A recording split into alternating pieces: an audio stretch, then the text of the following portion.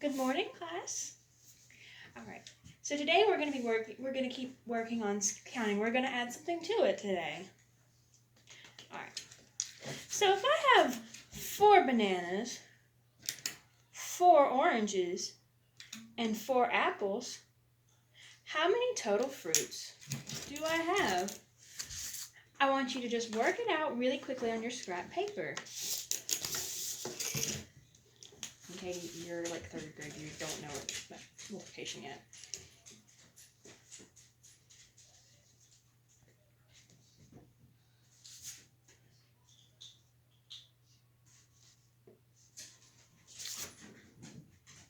Oh, unfortunately that's not correct, but that's okay. We're going to learn how to do this today. So, what do you notice about these groups? Right! There are 3 groups of 4. So today we're going to learn how to use something called multiplication to find the total number of items. It's faster than doing addition. What if I have 10 groups of 12? That would be really hard to add up, wouldn't it? So we have faster ways to do this. So we're going to keep in mind that there's 4 groups of 3. I'm sorry, excuse me, class. 3 groups of 4. So what we're going to do is we're going to practice skip counting. Do you guys remember skip counting by 4s? All right, well, let's refresh your memory.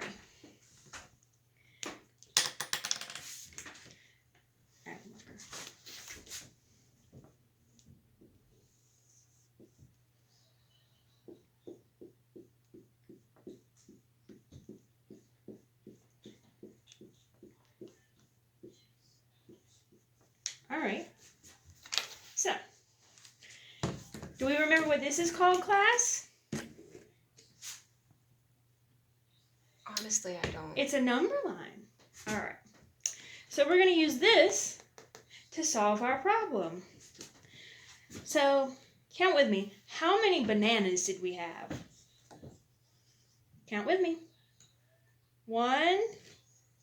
Wait. 1, 2,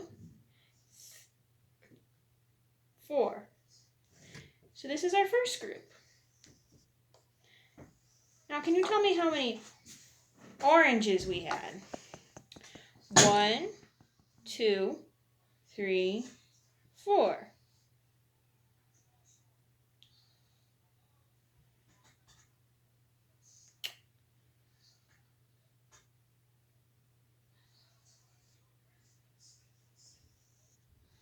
And how many apples did we have? 4. So, how many do I have total? You want to count with me? 1, 2, 3, 4, 5, 6, 7, 8, 9, 10, 11, 12. We have 12 fruits. So, can you give me any ideas on why this might have worked? Because you counted 4 3 times. Right. So, when we have a multiplication problem, we would write this one as 3. That's backwards. 3 groups of 4. That's also backwards. Thank you for letting me know that. All right. So we have 3 groups of 4 items each. And that gave us what? 12. 12. Very good. So, Ma'am, your 12 looks like an R. thank you for letting me know. I'm very sorry. I'm sorry. I'm sorry, I'm being a bad student. Alrighty. So, what we're going to do for this section, because I don't have a smartboard, we're going to substitute it with the worksheet I've made for the students. Clearly, during the opening, I would have had more examples, but I'm trying to keep this video to be only 20 minutes, and since this is their introduction to multiplication, they would need more examples. Alrighty, so here I have a number line. Alright, so I'm going to want you guys to solve a problem with me here on the board. Let's say I have 2 times 5. Alright, here we have 2 times 5. What does that tell me? 2 groups of 5. 2 groups of 5. Very good. So what do we do with our number line? We count 2 groups of 5. We count 2 groups of 5. Very good. Do I get a cookie? You will get points for the treasure box at the end of the week. We count along. Count along with me. 1, 2, 3, 4, 5. I can count the 5. Right. 1, 2, 3, 4, 5. 2 groups of 5 equals how many?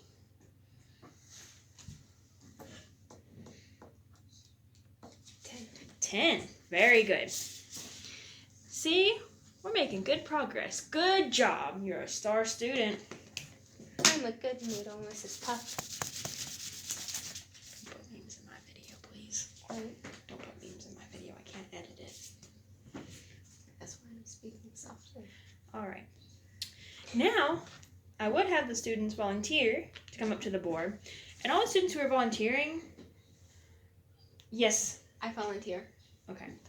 When you volunteer to solve a problem, you don't have to do it at your desk. The students who aren't are going to be solving the same problem at their desk. So, for example, we're going to be skip counting by 5s. 3 groups of 5. In this instance, the students would, this student, would come up and to the board and work the problem, while students at their desk would work this. This would allow the students who are more confident in their abilities to do peer modeling, and watching their peers do it might help the students who are less confident become more confident with this. The students will also be working at their desk, which will allow the teacher to observe and formatively assess how they're doing so far with the lesson, where they might be confused with something, and we'll just make it easier for the process to move along. All right, so what did you get for an answer?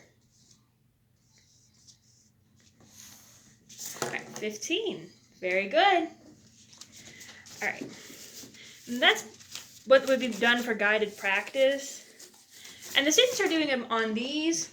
I couldn't find sheet protectors at the store, so it's made out of tape and paper.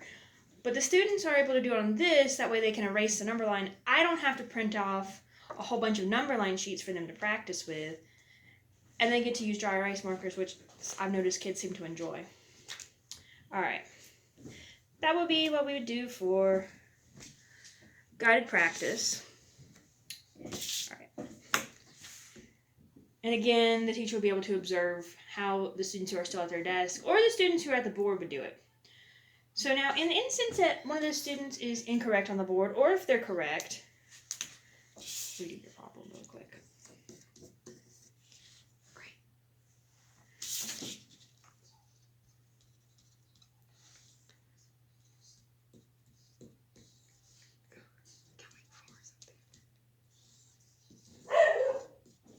Alright, so, in this instance, because I want all of the students to understand the process, not just get the right answer. Because they could just count, and they wouldn't be learning to skip count to do multiplication, which would defeat the purpose of learning this lesson. I would then take this sheet and say, okay, so we see what she did correct here, right? She has 3 groups of 5 each. So, say that one of them did this incorrectly. Now, it's very important that we don't shame the students. We don't want any bullying in our classroom. But we do need to correct it when they've done incorrect on the board, or I could solve a problem incorrectly because I would want to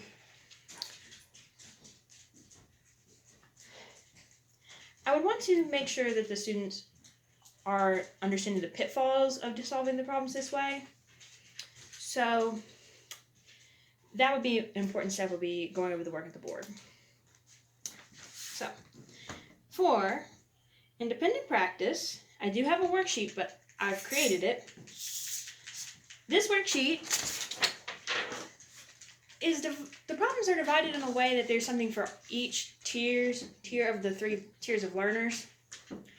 So if you'll notice, the first 3 problems here are all numbers that are easy for the students to skip count by. For example, we have 3 times 5, so the students can skip count by 3s in groups of 5. They already know how to do that. They can count by 5s and they can count by 2s. Now, they have more challenging problems down here that students who are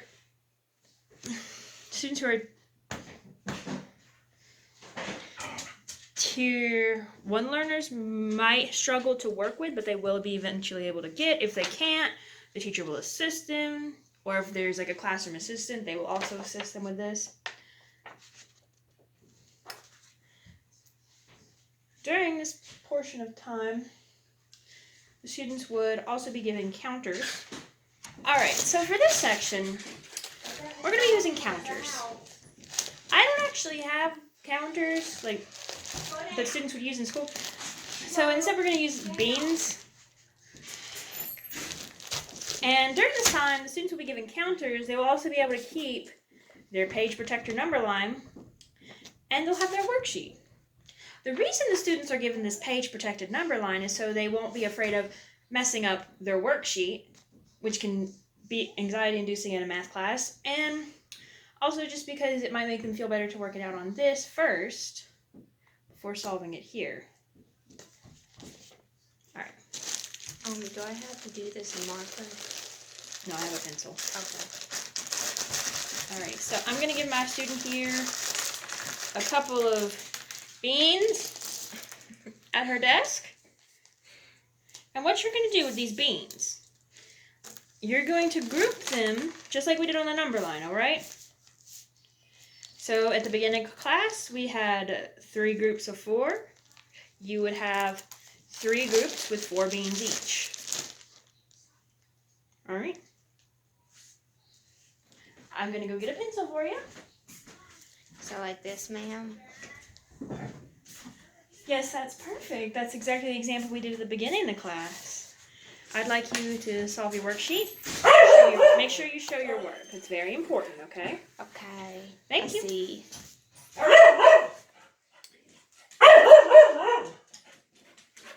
I'm going to cut this part out, mostly because the dogs... Actually, no, I won't. See. Okay. All right, as you can see, the student is... 3.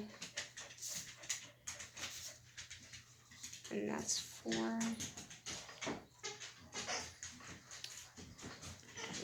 Alrighty, there appears to be a little bit of confusion. Wait, did I not count that right? Alright, so this could be something that could happen, and I don't have the experience to know that if I should teach them that you can flip these problems, but this could be a problem you run into. The student, instead of making 3 groups of 5, they've made 5 groups of 3, and they might notice they get the same correct answer, but it's still not correct. So, in this case, so this is wrong? just on 15 beans. Okay. So in this case, I would say you have the right answer, but let's work on solving this problem. Because I want them to be able to show the work. So, alright, now, so if you'll notice as well, this worksheet also has differentiation aspects on it. So like I said, these problems are going to be more simple and these problems are going to be a little bit harder. And this is a bonus problem.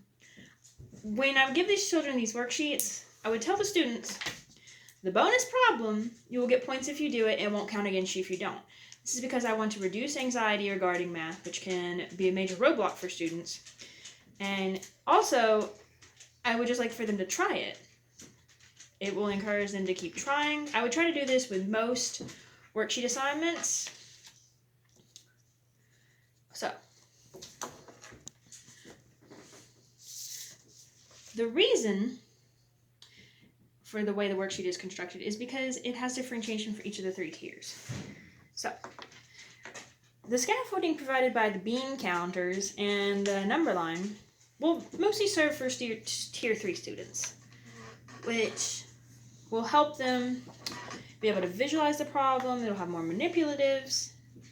It'll also benefit for different types of learners because students who learn through modeling will be able to use the beans. Students who learn auditorily will hear my voice. Students who learn visually will see the examples done on the whiteboard at the beginning and the examples done by their classmates on the smartboard. Now, these more complex problems are for Tier 1 learners and Tier 2 learners. Tier 2 learners should be successful in understanding this from the very beginning, as well as Tier 1 learners. However, this is also for Tier 1 learners because it's important to challenge all your students and cater to all of the tiers. So this would help students who might be done with this assignment have something else to do rather than being tempted to be disruptive in the classroom. I also just think it's a good way to introduce perhaps the next lesson to them. So, that would be our independent practice. Now, since this is an introduction, I really don't think it would make very much sense to give these students a written test. So, this is more of a participation, which would allow me to see where the students are. Their specific objective is also met with the worksheet, which would be they need to skip count 5 problems with an accuracy of 80%, which means they can miss one and still be meeting it. My main goal for this is to have them start to understand the concept that multiplication is just groups of things. What is a number of groups? So for their evaluation in this lesson, I would write a problem on the board, all of the parts including the answer.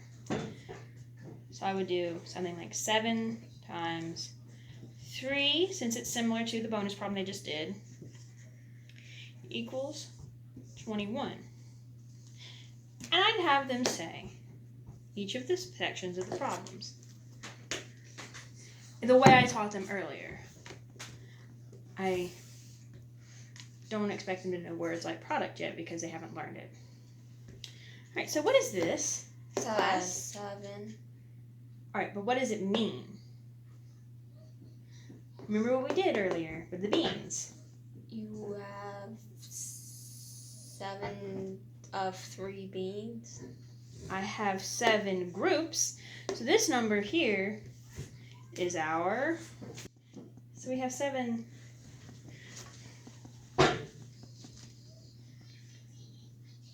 I don't remember how to make a G. Alright. So we have 7 groups of what? 3 beans. 7 groups of items total. Alright. I wrote them all out here because in the classroom I would write it down on the board as the students answer it, but I've already dropped it on my foot. Alright. So, we have 7 groups of 3 items totaling 21. Alright. And for a conclusion to this lesson, I would have the students write me 3 sentences explaining the process of what we've done today. I would expect them to write something like, we learned to skip count today. The first number is the number of groups. The second number is number of items. And the third number is the total. I really don't think that it would be a good idea when they're still so new to this concept to introduce the commutative property to them, because it's not true in addition or subtraction, so it might confuse them. I think once they understand more of what multiplication is, it would be great to introduce it to them. But I think for this first lesson, they don't need to. So that's why it would be important to correct them doing 5 groups of 3 as opposed to 3 groups of 5. And that is how I would do this lesson. This lesson is for 3rd graders. This whiteboard is actually standing for the smart board, so that's why in my lesson plan it says smart board rather than whiteboard. Alright, thank you for your time. Thank you.